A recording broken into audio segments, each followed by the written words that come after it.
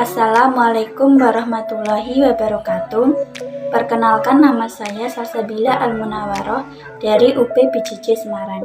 Di sini saya akan mempresentasikan gagasan saya terhadap topik COVID-19 dengan judul gagasan dampak COVID-19 dalam berbagai bidang.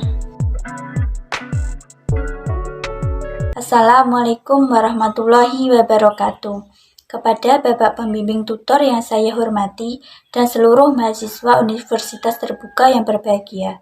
Pertama-tama, marilah kita panjatkan puji dan syukur atas kehadirat Allah Subhanahu wa Ta'ala yang telah memberikan rahmat dan karunia-Nya sehingga kita semua dapat berkumpul di sini dalam keadaan sehat walafiat.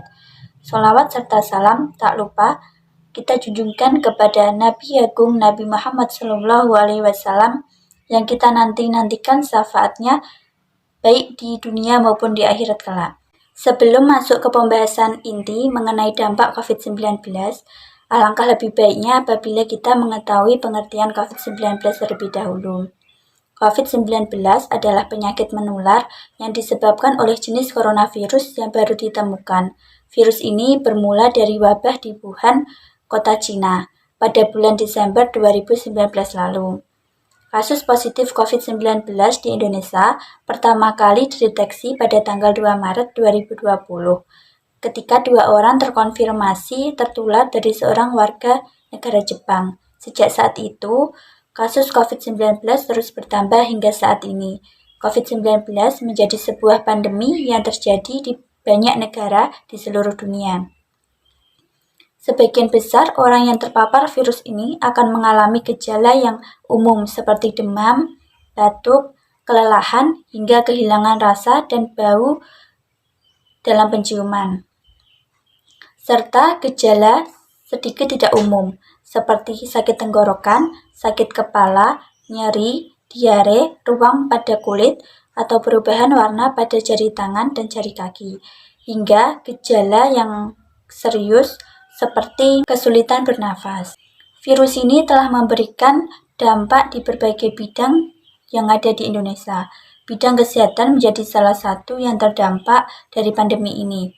Pengaruh pandemi COVID-19 dalam bidang kesehatan yaitu tingkat kesehatan menurun karena banyak yang terpapar COVID-19 dan banyak masyarakat yang stres karena khawatir dan takut tertular virus corona sehingga membuat sistem imun semakin menurun.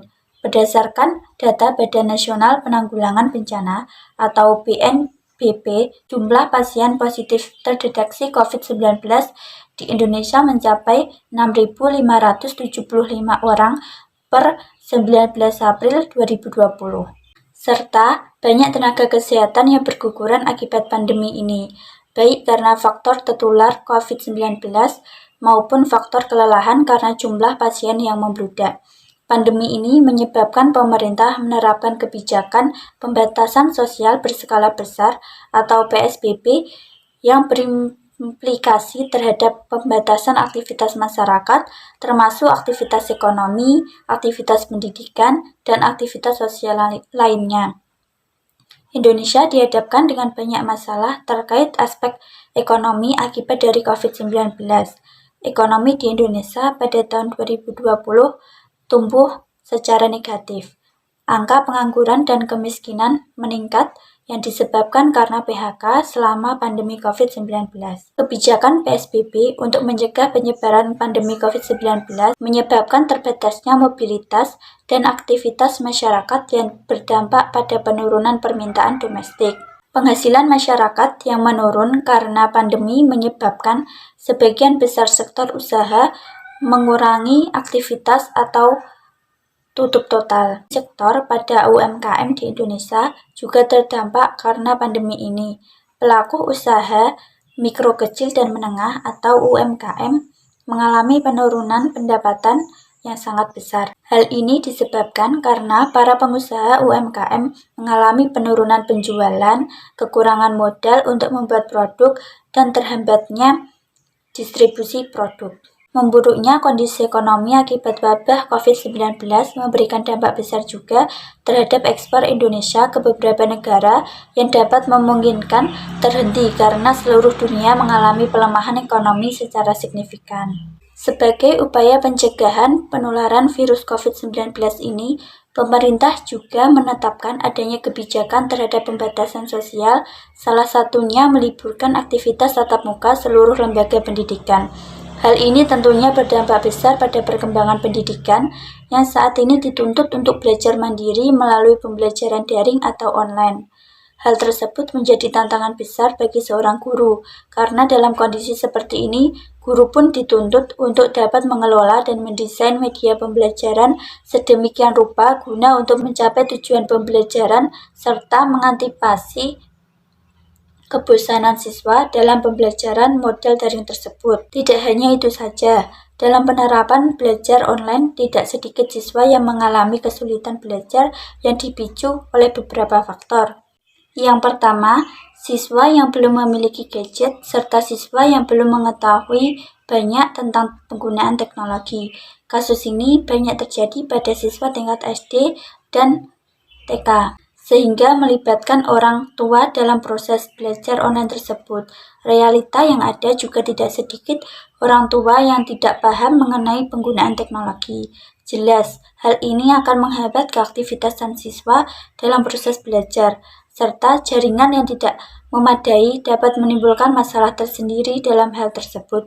Kedua, tidak adanya interaksi antara guru dan siswa karena dalam pembelajaran online, siswa hanya diberikan tugas melalui via WhatsApp dan aplikasi daring lainnya, sehingga banyak siswa yang merasa kesulitan dalam mengerjakan tugas dikarenakan tidak ada penjelasan secara rinci mengenai tugas yang diberikan tersebut. Ketiga, akibat tidak adanya interaksi antara guru dan siswa, menyebabkan berkurangnya internalisasi nilai-nilai karakter yang semestinya harus ditanamkan seorang guru ke dalam diri siswa.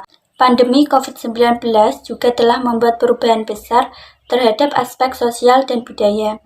Pandemi ini tentunya mengubah nilai-nilai sosial dan budaya masyarakat yang berdampak pada perubahan pola pikir, pandangan, serta sikap masyarakat dalam kehidupan sehari-hari yang memunculkan kebiasaan baru dari kehidupan yang sebelumnya, seperti menggunakan masker, rajin mencuci tangan, menggunakan sabun, siap sedia hand sanitizer, menjaga jarak, menghindari kerumunan massa, menghindari kontak fisik dengan orang lain, dan penerapan berbagai protokol kesehatan yang telah menjadi kebiasaan.